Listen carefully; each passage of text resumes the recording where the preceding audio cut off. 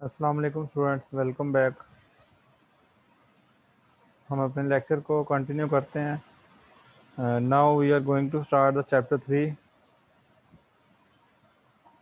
I am going to share the screen. Now we are going to start the theories of economic growth and development.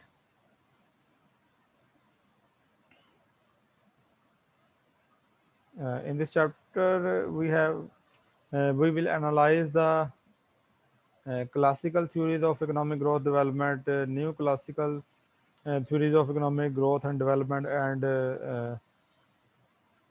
further uh, endogenous growth theory, new growth theory, modern growth theory about economic growth and development. Basically हम जब economic growth की जो theory study करने जा रहे हैं, इसमें हम स्टेप वाइज चलेंगे। ट्रेडिशनल थ्योरीज मतलब ट्रेडिशनल ग्रोथ थ्योरी से लेकर जो इकोनॉमिक डेवलपमेंट या ग्रोथ की एडवांस थ्योरी है उनकी तरफ आएंगे हम वन बाय वन, कि किस तरीके से आप देख सकेंगे कि व्यूज़ प्रेजेंट किए गए, किस तरीके से इम्प्रूवमेंट आई हैं। ओबियसली जो ये जो थ्योरीज हम स्टडी करने जा रहे हैं ये इम्पोर्टेंट है, ऐसा नहीं है कि इनकी वर्थ नहीं है। मतलब जो इतनी इम्पोर्टेंट थ्योरीज नहीं थी वो इतनी फेमस भी नहीं होती, और उनको फिर उनका लिटरेचर में कंट्रीब्यूशन ज़रूर होता है, लेकिन उनको मतलब further with the passage of time जो है उनकी वैल्यू जो है वो कम होती रहती है। एंड टाइम्स में वही जो है वो मतलब एक आइडियल थ्योरी रहती है जिनका एक मेजर कंट्रीब्यूशन होता है। जैसे हम प्रोफेसर एडम स्मिथ की डेफिनेशन पढ़ते हैं इकोनॉमिक्स की, और फिर मॉडर्न डेफिनेशन भी पढ़ते हैं, तो हम मॉडर्न डेफिनेशन के आने से प्रोफेसर एडम स्मिथ की डेफिनेशन को जो है वो छोड़ नहीं सकते या उसे इग्नोर नहीं कर सकते। हाँ, उस वक्त कोई और भी शायद डेफिनेशंस अदर इकोनॉमिस्ट ने प्रेजेंट की हों, लेकिन वो इतनी याद नहीं है जितनी प्रोफेसर एडम स्मिथ की डेफिनेशन की इम्पोर्टेंस है। इसी तरह हम वो थ्योरीज डिस्कस करेंगे जिनकी इम्पोर्टेंस है। So classical theories of economic development के लिए 4 अप्रोचेज हैं। The classical post world war two literature on economic development has been dominated by 4 major and sometimes competing thread of thought. First one is linear stages of growth model. Second one is theories and patterns of structural change. And third one is international dependence revolution. And fourth one is new classical free market counter revolution. So these are the 4 approaches that will discuss the classical theories of economic development. So today we are going to start the first one, linear stages of growth model. This is also named as the Rostow's stages of economic growth. Linear stages of growth model is also named as the Rostow's stages of economic growth. Professor Rostow presented the Rostow stages of economic growth in 1960. This is one of the major historical model of economic development, and it was published by an American economist, Walt Rostow, in 1960. The model postulates that economic growth occurs in 5 basic stages of varying length. Professor Rostow के मुताबिक कहता है कि economic growth से economic development, या आप कह लें डेवलपिंग अंडर डेवलप्ड इकोनॉमी से एक एडवांस्ड इकोनॉमी या डेवलप्ड इकोनॉमी बनने का जो सफ़र है उसको हम 4 स्टेजेस में डिवाइड करते हैं, 5 स्टेजेस में डिवाइड करते हैं। अंडर डेवलप्ड इकोनॉमी से डेवलप्ड इकोनॉमी का जो सफ़र है वो कहता है कि उसको इन 5 स्टेजेस में से जो है वो गुजरना पड़ता है, या 5 स्टेजेस आती हैं। So these stages named as the Rostow stages of economic growth. और इनकी लेंथ डिफरेंट हो सकती है, इवन ये कंट्री टू कंट्री भी वेरी कर सकता है। These 5 stages are: first one is traditional society, second one is precondition to take off, third one is take off condition, fourth one is drive to maturity, fifth one is high mass consumption. So these are the 5 stages of economic growth as discussed by Professor Rostow. हम इनको detail में discuss करते हैं कि क्या characteristics हैं इन stages की। First stage is traditional society. जैसे अंडर डेवलप्ड इकोनॉमीज में होता है, the characteristics of traditional society are as under. ये पहली स्टेज है इकोनॉमिक ग्रोथ की। It is characterized by subsistence agriculture sector. Basic जो ऑक्यूपेशन होता है वो एग्रीकल्चर सेक्टर होता है, और वो भी सब्सिस्टेंस लेवल पे होता है। सब्सिस्टेंस मतलब जो मिनिमम स्टैंडर्ड है, मिनिमम रिक्वायरमेंट है, मिनिमम लेवल है, उसको हम सब्सिस्टेंस बोलते हैं। So subsistence agriculture sector almost completely a primary sector, primary economy.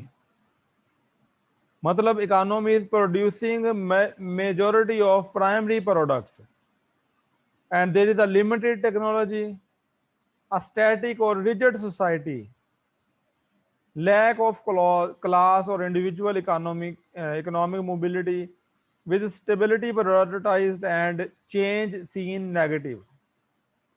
मतलब कि हमने स्टेबल रहना है, गांव में रहना है, शहर में कोई नहीं जाना, मूव कोई नहीं करना, चाहे इकोनॉमिक पर्पस के लिए चाहे सोशल पर्पस के लिए। रिजिड सोसाइटी है, rigid to their custom, people are stick to their customs, people are stick to their villages, people are stick to their traditions। अपनी रवायात के साथ, रस्म और रवाज के साथ चिमटे होते हैं। रस्म और रवाज पे, रवायात पे स्पेंडिंग होती है। इकोनॉमिक ग्रोथ के लिए कोई स्पेंडिंग नहीं होती, या इंडिविजुअल ग्रोथ के लिए कोई स्पेंडिंग नहीं होती, ना ही इवन इंडिविजुअल इकोनॉमिक मोबिलिटी होती है कि काम करने के लिए कहीं दूर जाएं।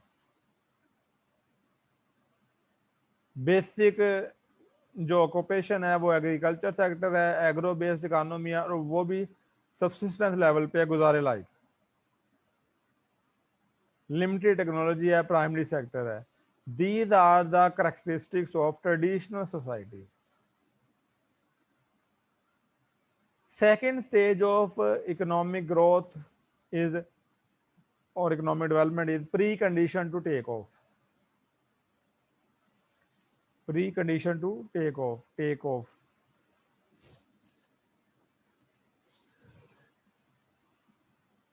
The characteristics of this stage are as under: external demand for raw materials initiates economic change, development of more productive commercial agriculture and cash crops not consumed by producer and or largely exported। अब इस stage पे क्या होता है कि अब इस stage पे आप कुछ इस काबिल हो चुके होते हो कि आप एग्रीकल्चर कमोडिटीज को एक्सपोर्ट करना स्टार्ट कर देते हो। और इसकी दो वजूहत हो सकती हैं कि ये क्यों होगा। एक तो ये कि हम कि कंट्री में जो है वो ओवर प्रोडक्शन, सब्सिस्टेंस लेवल से प्रोडक्शन बढ़ जाए। एग्रीकल्चर सेक्टर है क्योंकि मेन ऑक्यूपेशन, तो उसमें जो है वो आप कह लें कि ओवर प्रोडक्शन होना स्टार्ट हो जाए। और दूसरा ये कि दूसरे कंट्री से जो है एक्सटर्नल डिमांड में इजाफा हो फॉर योर एग्रीकल्चर कमोडिटीज। वो आपके एग्रीकल्चर कमोडिटीज को एज ए रॉ मटेरियल के तौर पर परचेज करें या वो फिनिश्ड गुड्स के तौर पर परचेज करें, ये उनका है। ज्यादातर वो रॉ मटेरियल के तौर पर जो है वो परचेज करेंगे, प्राइमरी प्रोडक्ट्स के तौर पर परचेज करेंगे। सो जो कैश क्रॉप्स हैं उनकी प्रोडक्शन में इजाफा होगा, जैसे वीट है या कॉटन है या राइस है, ये कैश क्रॉप्स कहलाती हैं, इनकी प्रोडक्शन में इजाफा होगा और वो डोमेस्टिकली कंज्यूम होने की बजाय उसको हम एक्सपोर्ट करेंगे।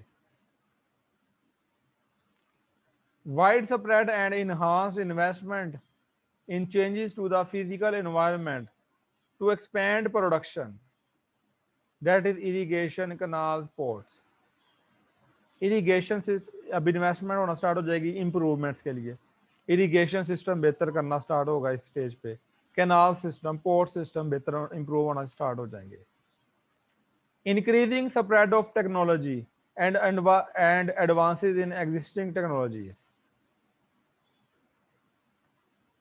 टेक्नोलॉजी में इंप्रूवमेंट आएगी, टेक्नोलॉजी इन्हांस करना स्टार्ट करेंगे, एग्जिस्टिंग टेक्नोलॉजी या बैकवर्ड या आउटडेटेड टेक्नोलॉजी को जो है वो रिप्लेस करना स्टार्ट कर देंगे with the new technology. Changing social structure with previous social equilibrium now in change, social structure में चेंज आना शुरू हो जाएगी, पढ़ना लिखना शुरू करेंगे, शहरों में जाएंगे पढ़ने लिखने के लिए। Individual social mobility begins, that's the point, कि लोग जो है वो पढ़ने के लिए, जॉब करने के लिए इंडिविजुअल मोबिलिटी स्टार्ट हो जाएगी, रूरल एरिया से अर्बन एरियाज में, स्मॉल अर्बन एरिया से जो है वो लार्ज अर्बन एरियाज में। Development of national identity and shared economic interest, newspaper पढ़ेंगे, डिस्कस करेंगे पॉइंट्स, नेशनल आइडेंटिटी के, इकोनॉमिक इंटरेस्ट शेयर करेंगे। So these are the conditions of precondition to take off. This is the second stage of economic growth or development. आप लोगों को कोई problem जहां पे हो वहीं पे आप मुझसे रोक कर जो है वो पूछ सकते हैं।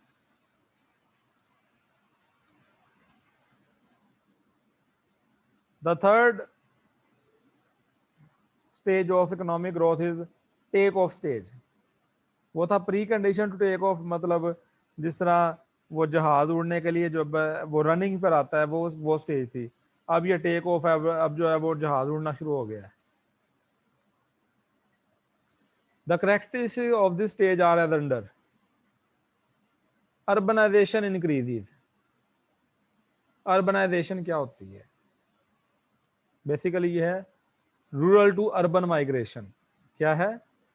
रूरल टू अर्बन माइग्रेशन, वो इंक्रीज होना स्टार्ट हो जाएगी। Industrialization proceeds means shifting of labour force from agriculture sector to industrial sector. Shifting of labour force from agriculture sector to industrial sector.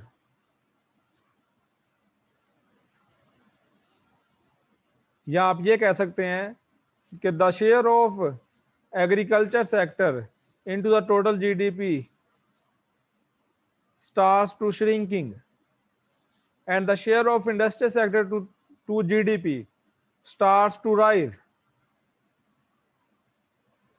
Agriculture sector का share जो है वो कम होना start हो जाए जीडीपी में, इंडस्ट्रियल सेक्टर का जीडीपी में जो शेयर है वो बढ़ना शुरू हो जाए। या आप ये कह लें कि लेबर फोर्स जो है वो आपकी एग्रीकल्चर सेक्टर से जो है वो इंडस्ट्रियल सेक्टर की तरफ मूव करना स्टार्ट कर जाए, इसे हम इंडस्ट्रियलाइजेशन कहते हैं। इंडस्ट्रियलाइजेशन जो है वो प्रोसीड, वो इंक्रीज होना स्टार्ट हो जाए। Technological breakthrough, advance technology जो है वो मौजूद हो, एडवांस टेक्नोलॉजी जो है वो यूज की जाए। The secondary goods producing sector expends and the ratio of secondary versus primary sector in the economy shifts quickly towards secondary। जैसे हम मेजोरिटी जो है वो प्राइमरी प्रोडक्ट्स जो है प्रोड्यूस करते हैं और वो सेल करते हैं, तो अब ट्रेंड जो है वो प्राइमरी प्रोडक्ट्स से सेकेंडरी प्रोडक्ट्स की तरफ हो जाए। मतलब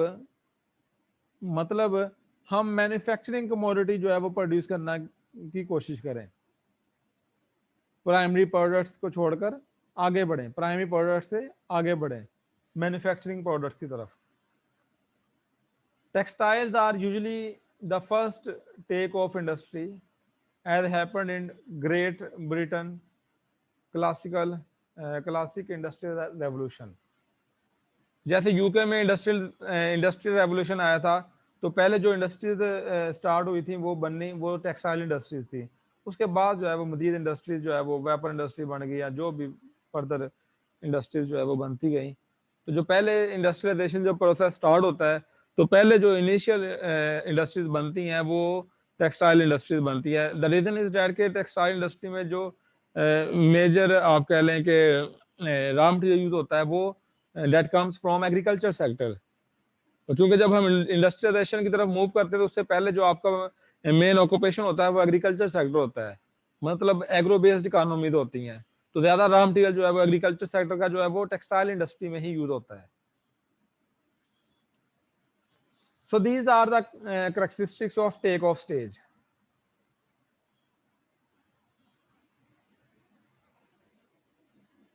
fourth stage of economic growth is drive to maturity. एक स्टैंडर्ड लेवल पे आ जाते हैं, मैच्योरिटी पे। The characteristics of this stage are as under.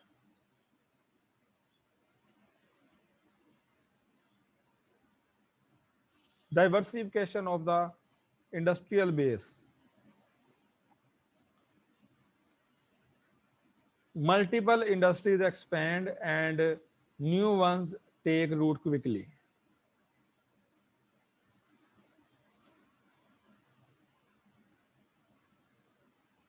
Multiple industries जो है वो बनना स्टार्ट हो जाती हैं, इंडस्ट्रीज एक्सपेंड होना स्टार्ट हो जाती हैं। मतलब आप ये कह लें कि सिर्फ टेक्सटाइल इंडस्ट्री तक महदूद नहीं रह जाता, अब एक्सपेंड होना स्टार्ट हो जाता है काम। मैन्युफैक्चरिंग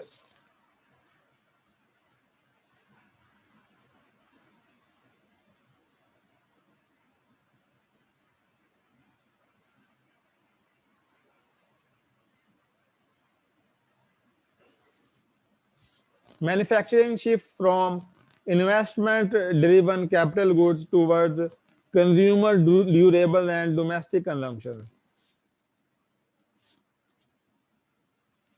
अब जो है वो मैन्युफैक्चरिंग इन्वेस्टमेंट से कैपिटल गुड्स प्रोड्यूस करने की बजाय जो है वो कंज्यूमर गुड्स की तरफ आ जाती हैं। Consumer durable and domestic consumption, मतलब मोटरसाइकिल, गाड़ियां, फ्रिज, एसी, ये चीजें बनाने की तरफ, क्योंकि लोगों का लिविंग स्टैंडर्ड अप हो जाता है और वो इन चीजों को परचेज करना ज्यादा स्टार्ट करते हैं इस स्टेज पे। Rapid development of transportation, infrastructure development आती है, ट्रांसपोर्टेशन डेवलपमेंट आती है। Large scale investment in social infrastructure, school, universities, hospital, bulk of investment की जाती है सोशल इंफ्रास्ट्रक्चर को इम्प्रूव करने के लिए। स्कूल्स पे बनाए जाते हैं, universities, hospital, etcetera. So these are the characteristics of fourth stage of economic growth और development. And the last one, fifth stage of economic growth, is high mass consumption. So the characteristics of this stage are as the industrial base dominates the economy. The primary sector is of greatly diminished weight in economy and society. अब industry जो है उसको कौन dominate करता है? Sorry, economy को कौन dominate कर रहा होता है? Industrial sector. चाइना को लेके जैसे इंडस्ट्रियल या सर्विसेज भी कह सकते हैं आप यहाँ पे, लेकिन इसने इंडस्ट्रियल का जिक्र किया है। मैं जो है वो सर्विसेज भी जिस तरह कह सकते हैं आप, जैसे यूएसए को देख लें कि एग्रीकल्चर सेक्टर का जो शेयर है वो मिनिमम रह जाता है। Only 1% labour force is engage in agriculture sector and contributing only 1% GDP of USA. USA में लेबर फोर्स का सिर्फ 1% काम कर रहा है और वो जीडीपी में 1% कंट्रीब्यूशन है। तो एग्रीकल्चर सेक्टर में का जो जीडीपी में कंट्रीब्यूशन है वो मिनिमम हो जाए, लेबर फोर्स जो एग्रीकल्चर सेक्टर में काम करे वो मिनिमम हो जाए। तो इस तरीके से जो है वो मॉडर्न सेक्टर जो है वो इकोनॉमी को डोमिनेट कर जाएगा इस स्टेज पे। Wide spread and normative consumption of high value consumer goods, हमारी इनकम का मेजर प्रोपोर्शन जो है अब किस पे कंज्यूम हो, ऑटोमोबाइल पे, गाड़ियां हम परचेज करें और and so on. Consumer typically if not universally have disposable income beyond all basic needs for additional goods. ठीक है, आपके पास से disposable income, income after paying taxes is called disposable income. आपके पास अच्छी रकम बच जाए तमाम बेसिक नीड जो है वो फुलफिल करने के बाद। So these are the condition of high mass consumption. अब थोड़ा सा जनरल बात करता हूँ। ये हमने स्टेजेस पढ़ी इकोनॉमिक ग्रोथ की, ये प्रोफेसर रोस्टो ने 1960 में प्रेजेंट की थी।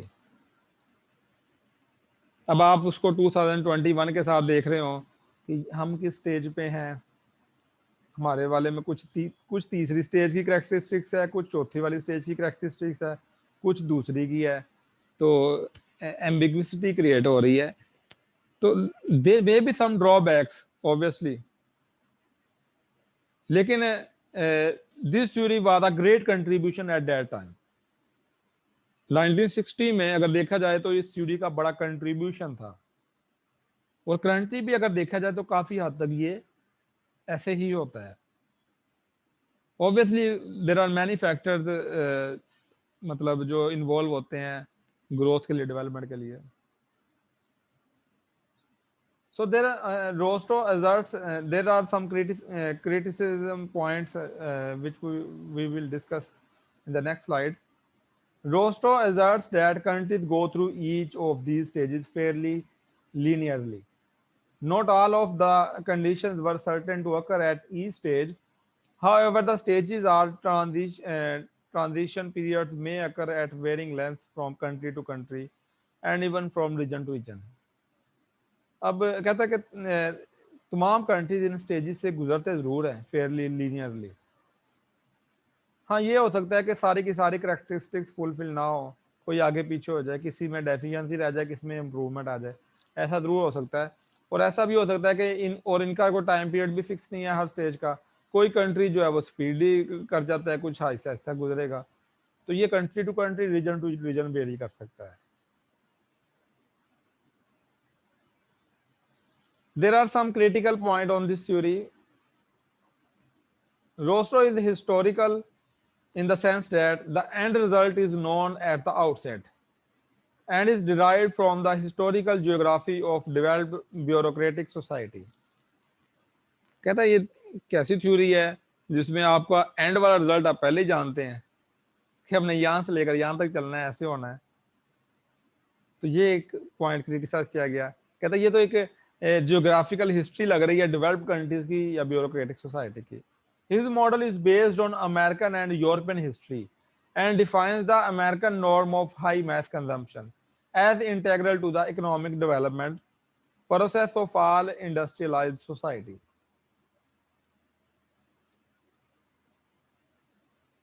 कि ये मॉडल जो है अमेरिकन यूरोपियन हिस्ट्री पे बेस करता है, अमेरिकन नॉर्म्स को जो है वो डिफाइन करता है हाई मास कंजम्पशन में या बाकी स्टेजेस में भी। लेकिन अदर डेवलप्ड कंट्रीज में इसको इंप्लीमेंट करना is quite difficult. Rostow's model does not apply to the Asian and African countries as events in these countries are not justified in any stage of this model. ये जो UK या developed countries पे तो base करता है, उनका historical background तो बता रहा है, लेकिन इसको Asian countries, south Asian, African countries पे इंप्लीमेंट करना is quite difficult. The stages are not identifiable properly as the condition of the takeoff and pre-takeoff stage are very similar and also overlap. जिस तरह मैंने कहा कि अगर पाकिस्तान को देखें तो कुछ जो है वो सेकंड स्टेज की हैं, कुछ थर्ड स्टेज की करैक्टरिस्टिक्स हैं। तो यही एक क्रिटिसाइज किया गया कि ये जो सेकंड और थर्ड स्टेज है इनमें काफी सिमिलैरिटीज पाई जाती हैं, उनको मर्ज किया जा सकता है। According to Rostow, growth becomes automatic by the time it reaches the maturity stage but Kuznets asserts that no growth can be automatic. There is need for push always. अब देखें ना ये इसने स्टेजेस बताएं, कहता है ये ऑटोमेटिक है कि हम एक स्टेज से दूसरी में जाएंगे, तीसरी में जाएंगे। तो कुजनेट कहता है कि जो है वो कोई भी ग्रोथ ऑटोमेटिक नहीं होती है, there is always need for push. ठीक है ना, एक धक्का लगाने की जरूरत होती है, हर दफा कहीं ना कहीं धक्का लगाने की जरूरत होती है। तो all advanced economies have passed the stage of takeoff into self-sustaining growth. Developing countries are still in the traditional society or the preconditions stage by lack of adequate investment, the financing gap exists. So these are the criticism point on this theory, rose to stages of economic growth. यहाँ तक किसी का कोई question है तो आप पूछ सकते हैं।